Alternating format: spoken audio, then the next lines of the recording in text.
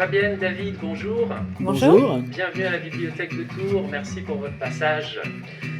Alors on pourrait croire qu'on reçoit une version lyophilisée de Johnson Concorde, on pourrait croire qu'on reçoit Monsieur Dame, et en fait c'est BazLab. Donc vous faites tout en famille. Non, les enfants sont restés à la maison Voilà. quand même parce que c'est... on fait tout tous les deux beaucoup, oui.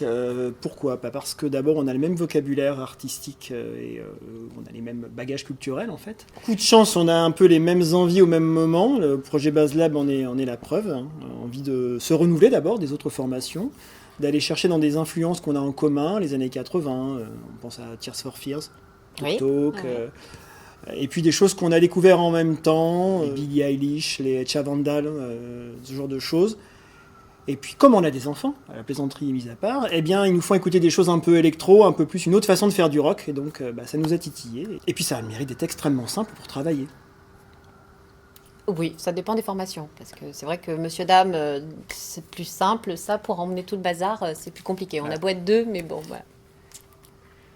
Qu'est-ce qui signifie le nom de votre duo ? BazLab. Notre nom de famille, c'est Baez.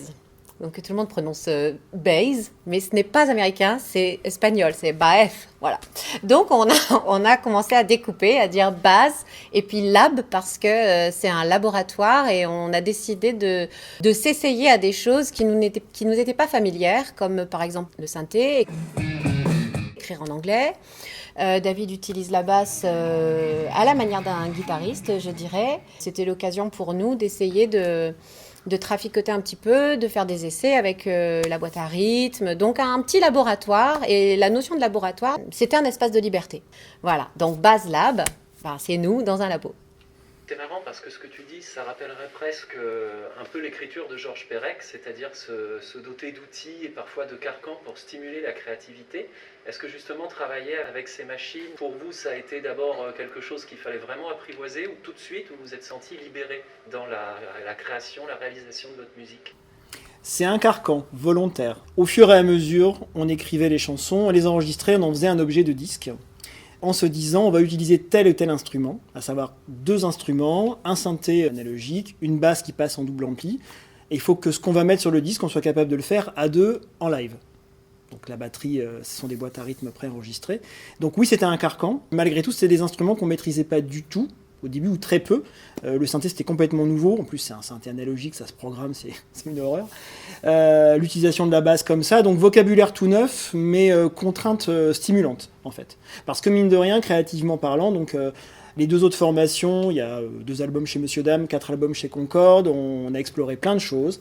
Ça a reprovoqué et restimulé un peu notre libido créative en partant vraiment de zéro. Fabienne a raison. Elle part de laboratoire avec des outils tout neufs dont on ne connaît pas encore le mode d'emploi. Donc en découvrant, c'est extrêmement stimulant. Du coup, ça semble induire que là, vous avez réalisé un premier album, mais l'expérience, elle est toujours en cours. Ah oui, l'expérience, elle est en cours, d'autant plus scéniquement parlant, parce que là, pour le coup, c'est vraiment nouveau pour nous. Si on utilise toujours le même matériel, chaque morceau est vraiment différent. En fait, créativement parlant, à chaque fois, on était étonnés nous-mêmes de ce qui sortait. Et du coup, sur scène, on appréhende chaque morceau, scéniquement parlant, de manière comme des tableaux, finalement. Et donc oui, on est encore en train de créer, d'inventer et de découvrir notre univers nous-mêmes. Enfin, moi, c'est comme ça que je le vis. Quand on jette un œil sur le livret du CD, on n'a pas le sentiment qu'il y a une recette avec chacun qui a son boulot, un tel qui fait les textes, chose de la musique. Hein, on voit que Fabienne, elle a signé une chanson, texte et musique toute seule. C'est pareil, c'est l'inspiration qui vous prend comme ça, ou il y a un riff qui vous vient en tête, une envie Il n'y a pas de recette. Il n'y a jamais vraiment de recette sur l'écriture. Quelles que soient les formations, c'est toujours ce qui va venir au premier, et puis après, ça va finir, on finit... On est les Lennon et McCartney de Mont-Louis-sur-Loire, on finit les chansons toujours ensemble. Et je remarque que tu as gardé McCartney. Oui. Ah, ouais. C'est le bassiste. Ah oui, c'est ça. Mais non, il n'y a pas de recette. C'est à voir ce qu'amène l'autre, et puis comment on rebondit. Et puis ensuite, il y a les séances de travail. Mais jamais rien n'est anticipé. Voilà.